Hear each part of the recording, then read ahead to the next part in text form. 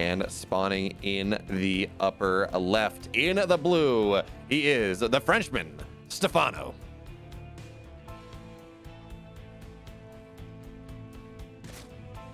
And his opponent, he controls his own destiny. Can he make that destiny what he wants it to be? Spawning down in the bottom right, it is GunGFuBanDa.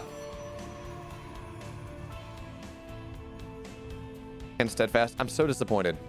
I had the, what's the word? I had, you know, we had the funeral bells ready because Strange ruined all of our hopes and dreams with our intro. And then it was so long between when we had the talk about, you know, the funeral dirge for our hopes and dreams in Group B for Team Chaos that I totally forgot to play it. So, yeah, you know what? Strange, you're ruining everything, including ruining our own comedy. But we're fine now. Group C is underway. We don't have to worry about that anymore.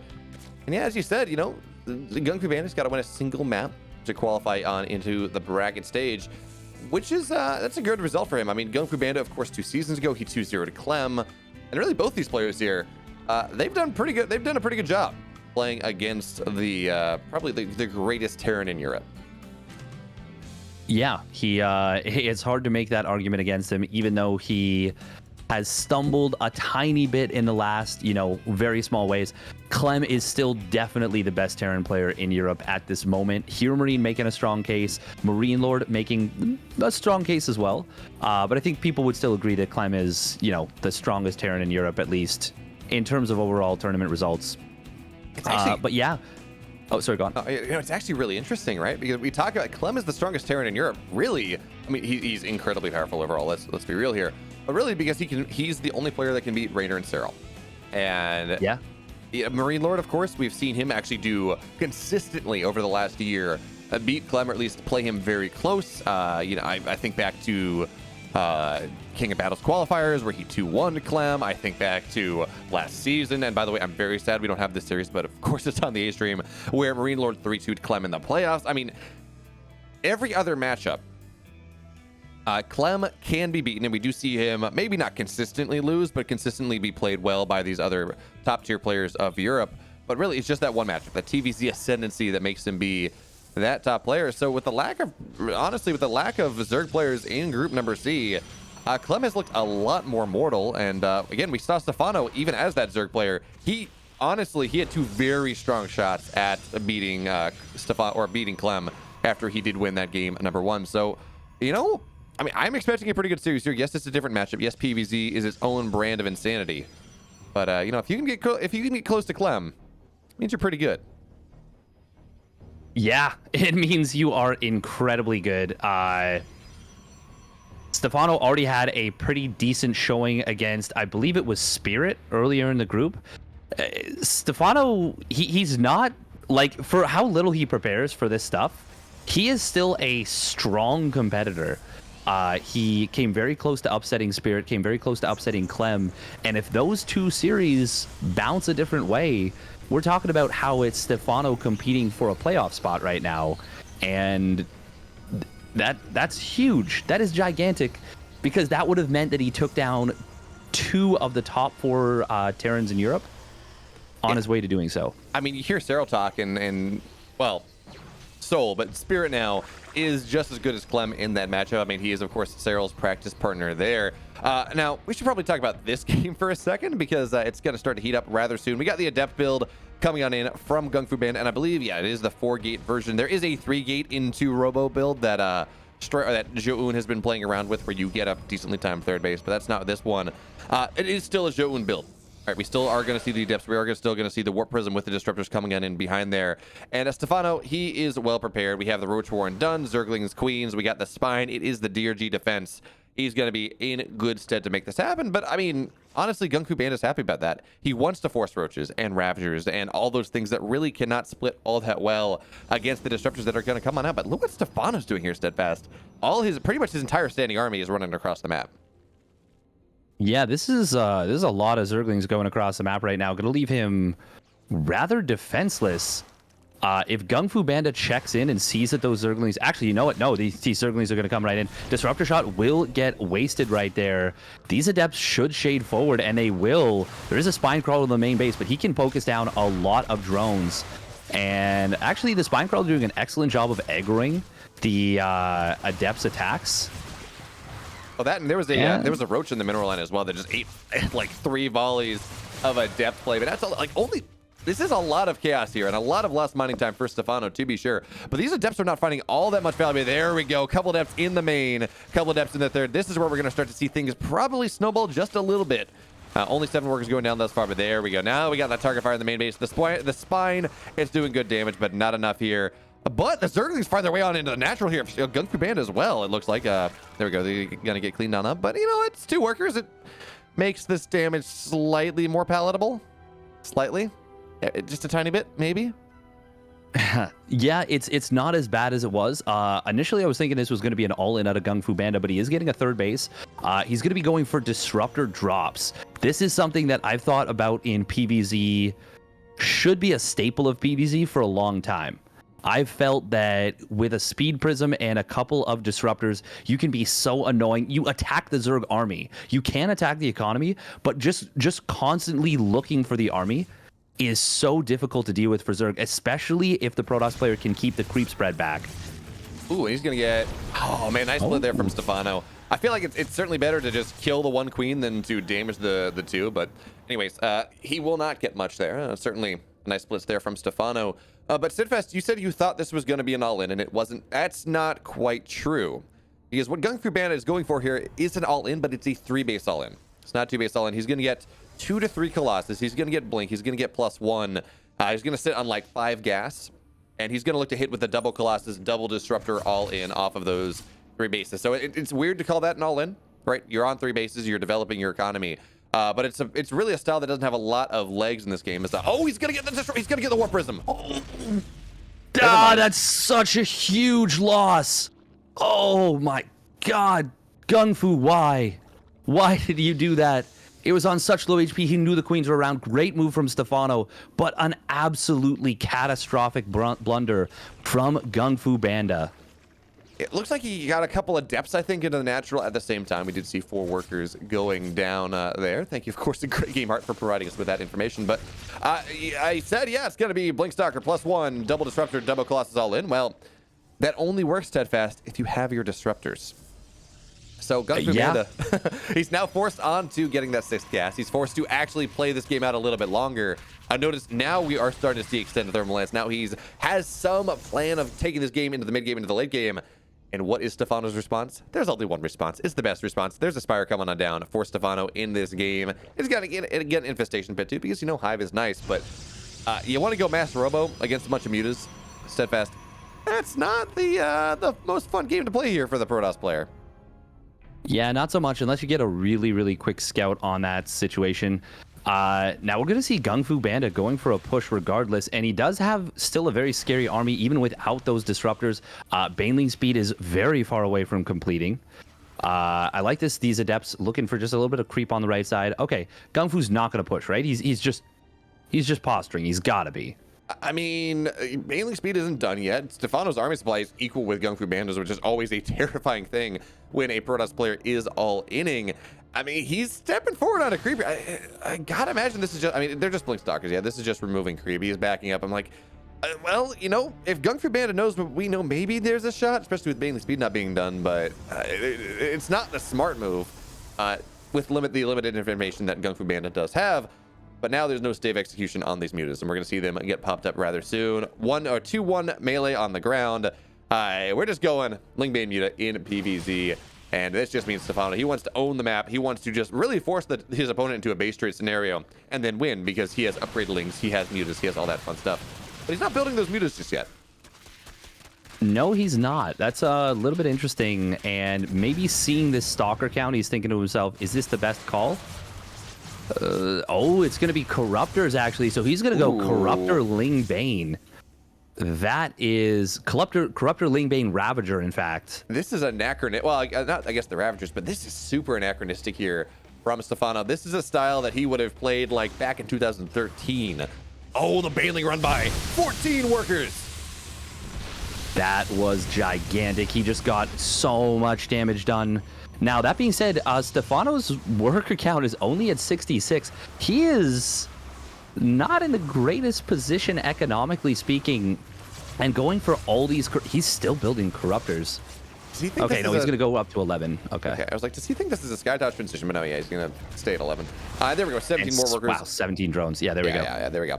Oh, that could be the worst possible time to drone for him, though. I mean, he does have. There's a lot of dead airspace in this map. Looks. So adepts. They're going to shade on into the third once again. Nothing there. I guess that was just a hallucination. But Queens here, they're going to do a pretty good job. They don't have any upgrades, but that's fine because they're beefy units. They're going to be able to survive just fine here. And there we go. There's that. Adepts are now dead. No really pressure on the map from GunGFuBanDa at this point. Stephano has pretty much been able to creep up every, 1 or 2 screens away from every one of his bases at this point. Upgrades getting pretty close to completion. Now, Stephano does not want to take this fight without his corruptors here. That is what he's committed to.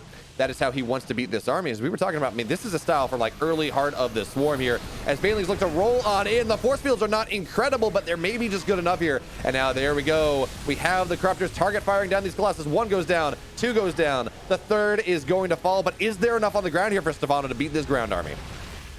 I don't know. That's a lot of supply that's now tied up in corruptors. He will be building a lot more of these Banelings, Roaches, and Lings. He's trying to rally out enough units to hold. He does have 2-1 for his melee, but +2 weapons just completed up for GunGFuBanDa. That being said, there's no War Prism with this. Reinforcements having to walk across the map. Imagine these Zealots were warped into the fight.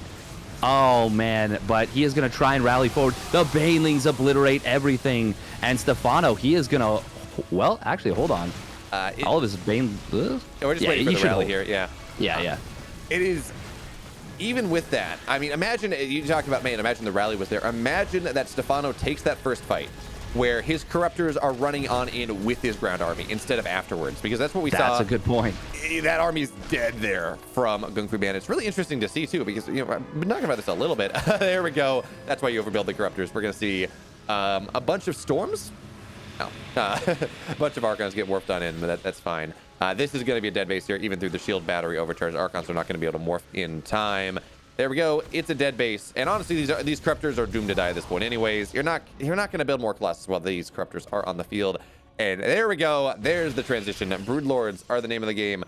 Steadfast, please, what year is it? Well, we've got Stephano playing versus GunGFuBanDa.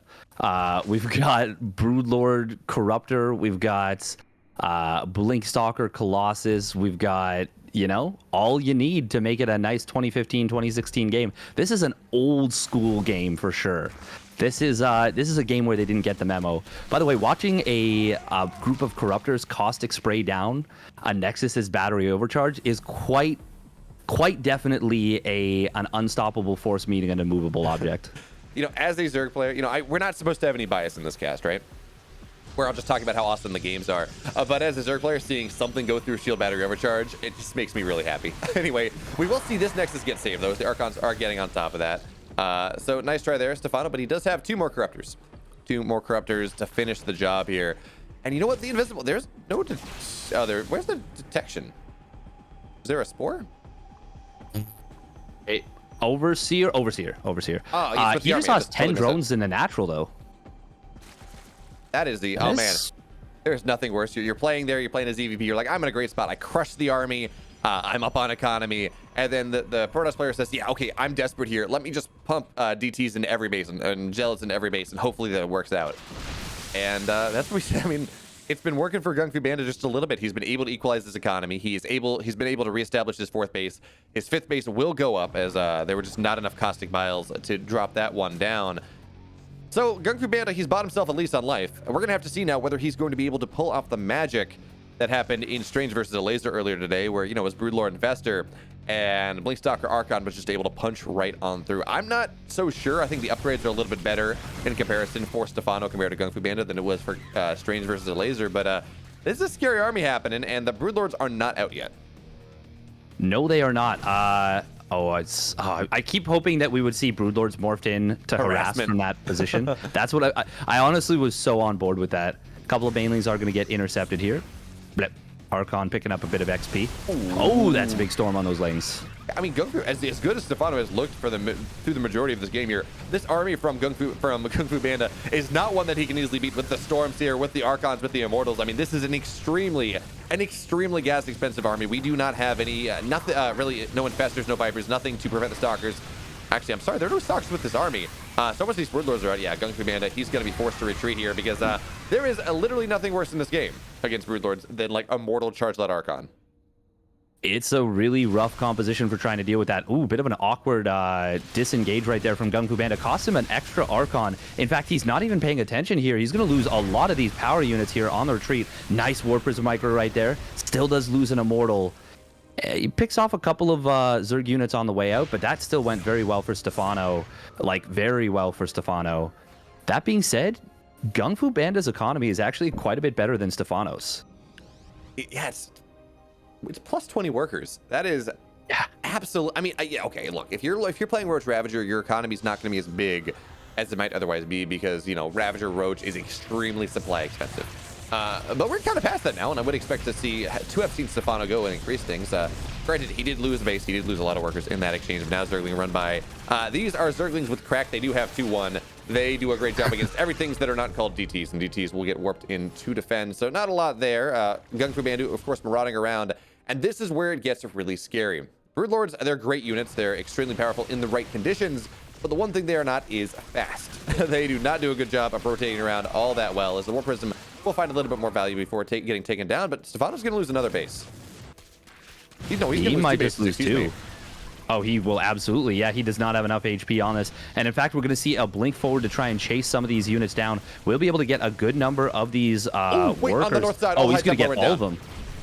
Sorry? Zergling's got on top of all the High Templar. Oh, that's huge. But is it actually enough? I mean, Stephano has to win the game with this. Oh, wait, there's no... there's nothing defending the Broodlords. No detection in this army either. Broodlords are great steadfast, but the Invisible Men are maybe even more powerful. Your Stalkers blinking around. All the Broodlords go down. GunGFuBanDa taking a miracle of a fight. Last of the Broodlords will die. The DT is doing a great job. I mean, yeah, there's an Observer now, but it was not there for that fight. So much of the value of GunGFuBanDa's army still exists. Stephano, 18 army supply, 41 workers. Yeah, GG, there we go. Great game there from GunGFuBanDa. What a messy, weird game that turned into. Like, trying to call that one was very difficult because it felt like Stephano was in such a good spot, but his economy never really got explosive. And there was only maybe a couple minutes in that game where he had 80 drones or more. That went very well for GunGFuBanDa towards the later stages. Yeah, that got really weird. It's one of those things where, I really felt myself lapsing into the whole. The Zerg holds the push. They have a massive army lead. They're building an economy lead. They're doing great, et cetera, et cetera, et cetera. We're in a good spot, so Zerg's just going to close it out. Of course, there's always the chance that run-bys or something are going to be able to deal with it. And then that happened, and then we just saw.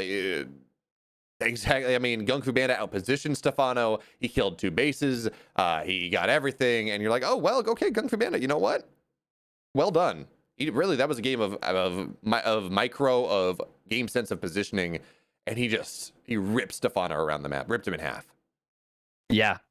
It also did feel a little bit like Stephano kind of he didn't morph enough Broodlords initially. When he had the opportunity to. I don't know what he was putting his money into, but he didn't get enough Broodlords, and that kind of left him very vulnerable to that push, much more so than he should have been. I think he was actually supply. I think he was supply capped. I think it was I don't think he had supply to build more Broodlords.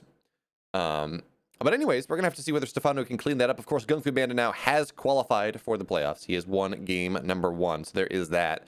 As we move on, but now we have game number 2 here. It is GunGFuBanDa. It is Stephano. Let's get into it.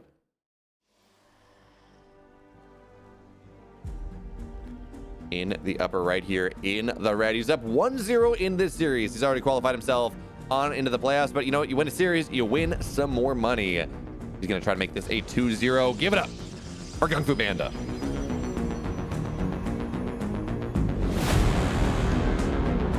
And his opponent playing pretty well, but still very clear that he's unpracticed. It is the Frenchman, one of the GOATs of Foreigner StarCraft 2. He's Stephano.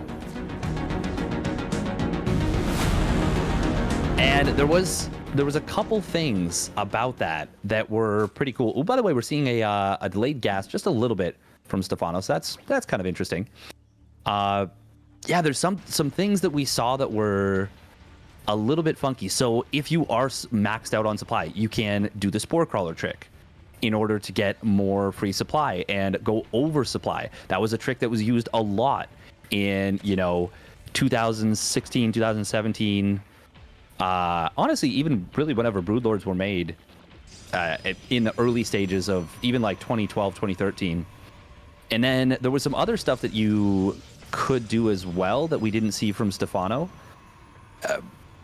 Just a few kind of small lapses in judgment, I would say, that come from, I think, being a little bit rusty. Yeah, I mean, it's interesting. You talk about, old school stuff. Well, I mean, we were seeing Stephano play a style that was early, mid, Heart of the Swarm more than anything else. I mean, the Ravager's not there, but still. But you're not wrong. Stephano, he comes in. He said, I only played 4 games in preparation, or I only played 4 maps in preparation for DreamHack Masters winner. And by the way, that's going to be a hidden, it's an attempted hidden Twilight, but it's not going to get all that much done. It's not hidden, but he thought about it. The fact that Stephano is playing as well as he is, almost beating Clem, almost beating Spirit, looking like he was going to take GunGFuBanDa in game number 1 before just that late game multitasking tore him apart. And the Zergling's going to get in and get not a probe. Yeah, this probe is going to survive here, but still. The fact that Stephano's doing all of these small things and just being so successful on 4 games of practice is, you know what? I wish I was that good. I wish I could do that. Yeah, seriously. It is, there's a reason he's an RTS legend. By the way, he does get supply blocked, actually. Wasn't prepared to replace this Overlord. There's your supply, there's your over trick. Oh, the gas canceled. There we go. Yeah, he did. No, he triple gas canceled. He did. Yes, he did. That's very cool. The only problem with that, now he needs another Overlord. He's got a hash. He's fine. Oh yeah, you're right. Still is a supply block for like 3 or 4 seconds, but not the end of the world. And he's got that Overlord on the way. Just kind of funny to funny the way that StarCraft 2 plays out sometimes. What do you think about going for this resonating glaive build twice in a row? Wait. So this is yeah, okay. This is 4 games. Like, he's not doing 6 gate glaives. No, not yet. Oh. No, he's not. Sorry, I looked at the production tab and was like, "Wait, is that another game?" Yeah, I did the same thing. You I'm like, bamboozled 3 me. games, do you have 2? I don't know. No, this is. I mean, if we're talking about Stephano's maybe rusty. There is the adept hold. I mean, most Zergs know how to do it at this point, but it is still a rather technical hold. Or you gotta stop at just the right amount of workers. You gotta make sure you get your Roach Warren, whatever. And this is not the hold, Steadfast. This actually may just kill Stephano here. Yeah, we do have GunGFuBanDa hitting a little bit late right here. Yeah, it should be in now, but yeah, it's about 10 seconds late, but it's not crazy late. But Mass Zergling does not beat this. Like, I mean, there is the theory. Oh, there we go. Snake can find his way on it. There's one queen here, but yeah, a glaive adept. Zergling's looking for surround, but there's just not enough surface area here. Watch some Zerglings die. Is really what this game is. Zergling Death Simulator happening right now. I mean, the Adepts will eventually go down, but that is just not cost effective in the extreme. Now we're going to see some workers go down as well. Adepts on into the 3rd base. This is just GunGFuBanDa swarming because he's like, yeah, there's nothing here. And most importantly, Steadfast, do we have any detection on the map? I don't believe so. I don't see any spores. These DTs are actually just going to end this game. Yeah, we're not there yet. We're going to be seeing a very, very quick end to this game. As soon as this warp in comes in, I think okay. Now he does have Banelinks. You can, in theory, you can blow up Banelings and hit DTs that are invisible. However, if he just literally splits those DTs up. If he splits those DTs up. If he splits those DTs, he's gonna get a spore at the very least. If he splits those DTs up. Oh my god. Damn it, GunGFuBanDa! Stephano with the pimpest play of his life casually detonates just as the DTs were about to get out of range, and now the Spore Crawler is done. Oh my goodness! Not a great spot here. He lost 10 workers, but Steadfast, Mr. Nostradamus here, please tell me what lottery number should I get? Who's going to win that big horse race? Who's winning the World Series? Because, you know what, I think I'll just throw all my money in your basket at this point. Oh my god, I can't believe that just happened. What was that? Like, no way. You're talking theoretic. You know, maybe. I don't think I've ever seen that happen. Like, no way. Maybe a DT accidentally kills the Baneling and then eventually they die, but what was that? That's not a thing. It's not supposed to be. It is not supposed to be, but well done from Stephano, because that was his his series life on the line right there. Yeah, it's not gonna do anything. Yeah, that was you're not wrong. And now, hey, look, +1, right? +1 melee is just about done. The flood is here. Granted, of course, there is still no detection. There's still no lair, so you warp in a single DT and you hold this. But still, Lings are gonna flood on in. We're gonna start to see some gateway units go down. Shield battery is now dead. Why is GunGFuBanDa not warping in DTs to just defend it? I think he wants to go. Wait, actually, yeah, no, he's getting charged, but he's getting more adepts. Maybe he wants to follow up with more harassment. You defend this and you win. Like you don't need to harass more. Like at this point, GunGFuBanDa's got 3 bases. He's up 20 workers almost. Like he's up 25 workers. Yeah, he's up a lot of economy. Yeah. But you know what? It's gonna be fine because it didn't work out there anyways for Stephano. But now he's got his lair halfway done. Something. Yeah, and he is droning out of it. GunGFuBanDa is still definitely in a very, very advantageous position. He's going to go for this Archon drop once again. What year is it? I mean, we've seen Archon drop come back into the meta just a little bit.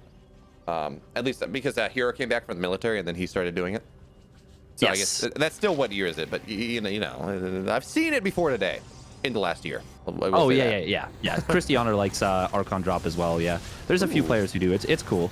Oh, here we go. The charge let Archon all in on the main base. It's not going to do anything. But okay, you know what? I like the... Well, actually, yeah, with the queens here and the...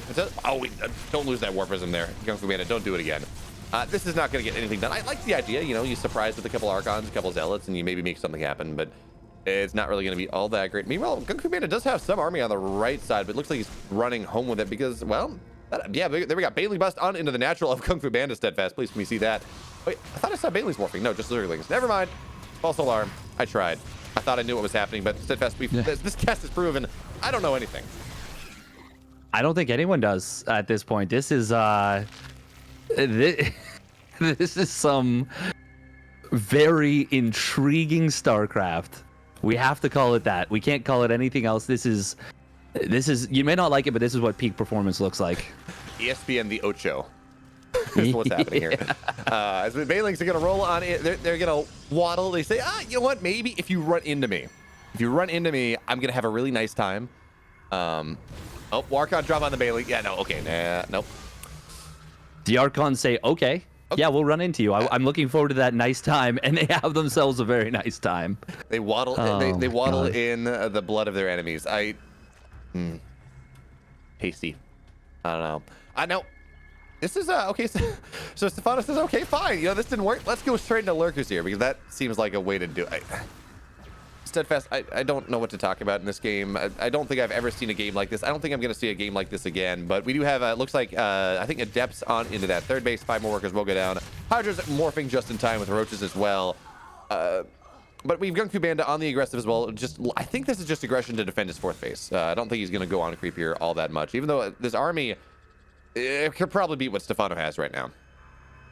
Yeah, it's a very, very powerful army. The disruptors being added on. I don't like that it's only single robo. Oh, sorry, what? It's gonna he is. He's got Warp Prism speed. It's gonna be disruptor drops. Yeah. On a like 10 HP Warp Prism. We've seen this happen once, Steadfast. Please don't do it to me. Not again. Please not again, GunGFuBanDa. I understand you're trying to be at like the edge of your performance. You know, really maximize what you're able to do, but I don't know if it's worth going that far away, going that far to the edge. Let's give a round of applause for GunGFuBanDa for making this series as exciting as possible by losing DTs to Banelings. And nice disruptor shot right there. Shot. And he's actually going to get into the 3rd base during all of this. We'll pick off 7 drones. He is going to get cleaned up. So you know what? Stephano's actually ahead in supply. he is down in workers still by quite a bit, and GunGFuBanDa is doing such a good job of continuously clearing creep. Stephano is one of the few players I think in ZVP that is really, really tenacious about his creep spread, and GunGFuBanDa has done a fantastic job of, in both game 1 and 2, really shutting it down. Yep, he is defending the creep spread as tenaciously as Stephano is spreading it. In fact, one might even say it is a tenacious D, as we do have the Zerglings finding their way on into the 4th base here. There's enough shield, there's enough static defense, that's fine. And now we have the disruptor shots going on in. Oh my goodness, that was like, what, 4 or 5 lurkers here, a queen as well. GunGFuBanDa do that 2 more times, you're gonna be very happy indeed. Just wait for the cooldowns. Regardless though, this is a lot of Archons. And yes, lurkers are fantastic units, Steadfast, but that's a lot of beef to punch through. Yes, it is. It's both players have a very, very big, heavy, swingy army, where if one of them takes a much better engagement than the other, one player loses like 10 supply and the other player loses their whole army. And it all depends on disruptor shots and lurker spines. Now, we are going to see GunGFuBanDa getting some great shots to start things off. Picks off a couple of queens. Another one does clip 2 more lurkers. And I think GunGFuBanDa, he can just keep sieging with good disruptor control. Yeah, I think right now there are only just about 4 lurkers on the map. Some more are probably going to get made. But you said Stephano, he is ahead in supply. Well, Steadfast, that lasted for all about 10 seconds. GunGFuBanDa now, he's up 10, 20 army supply, depending on the warp in cycles. He has, again, that 14 worker lead. He's really putting a lot of pressure on Stephano. You talked about tenaciously expanding creep. Well, it's only about 1 screen between the edge of creep and bases now. That's really not where you want to be as a Zerg player. You want to have time to set up and surround and make it a little bit hard there for the Protoss to move out on the map. But you know what? When you got an army like this, GunGFuBanDa can pretty much go where he pleases. Oh, the spores get that? I thought that was out of range. Yeah, looks like the spore did get it. It just barely, yeah, it's got a kill. Wow. Okay. A value spore.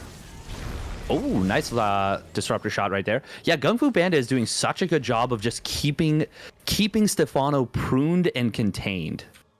Yeah, I mean, that being said, the lurker count has grown again. Stephano, he's on 11 lurkers. He has done a pretty good job of buttoning his bases down, but I mean, as I say that, the Zealots are going to find a mostly undefended base here, start to do some damage. I mean, I don't think they're going to get this base, certainly not with the lurkers and lings responding, but they are going to get it low, which means run by later on. Well, unless you really heavily transfuse it, that is going to be a dead base at some point in this game. And that's always scary. I mean, as the Zerg is, by the way, down a base. Stephano on 4 bases. GunGFuBanDa just about done with his 5th. So that's always a scary thing to be in. GunGFuBanDa also, he understands the position he is in this game. It's hard to break a turtling Zerg player with Hive, with lurkers. But, you know, maybe you don't have to. Maybe you just have to go and just develop your tech. Your lurkers are going to burrow. Maybe not the best disruptor shots, but these DTs, actually, you know, there's detection here too. This is a problem for GunGFuBanDa now with all of these lurkers finding their way on in, but the run by, or excuse me, the warp ins look like they're going to be enough to clean this up because, of course, lurkers against charge lots when there are no buffer, when there is no buffer, the lurkers actually do not win that fight, surprisingly enough. I know everyone likes to talk about how powerful lurkers are, but they do need something to buffer for them. Steadfast, you know what lurkers don't beat though? Like, not even a question. Oh, tell me. It's carriers. We have 3 or 4 carriers on the way, plus 2 air attack as well. That being said, this is a powerful push here from Stephano, and he's going to look to try to hit that timing before those carriers are out on the map. Zergling's getting on top of these disruptors, and Steadfast, this is Stephano's perfect timing. There are so many lurkers on the field right now. It's 19 lurkers here. This base is dead. That it is, and he's going to lose a lot of probes as well. Now, GunGFuBanDa, he is going to try and get some equalizing damage done on the other side of the map while he holds with carriers back home. He gets a base, only gets 5 drones, though. Honestly, this goes pretty well for Stephano, but the problem... Oh, unless... He's going to have to recall here. Lurker surround. Oh, wait, no, he's not going to surround. Never mind. He's going to give him an egress on the bottom side here. But now the lurkers are going to burrow on in. Storm's going to be rather nice, but wait, is GunGFuBanDa winning this? He does have a lot of Archons left, but he loses a lot of the Immortals there. All of the Storm energy is very nearly gone. He's about to have 3 more Storms. We will see these Archons. Oh, man, you do not want to attack into that many Lurkers. I mean, if you get the splash like that, Archons are now getting on top of them. And in all honesty, at this point, Steadfast, it doesn't... I mean, he's winning this fight, but it doesn't even matter. Look at the supply. GunGFuBanDa, he's up like 50 army supply. He's got a better economy. He's got better tech coming on in. All he has to do is trade out here in some semblance of efficiency, and he's going to be very happy with how this fight just went, even as he did lose his entire army. Yeah, he this whole game, he has been trading very cost efficiently. That engagement, not exactly the most cost efficient, and actually was actually a fair bit better for Stephano. But you hit the nail on the head. Carrier transition is going to be super deadly.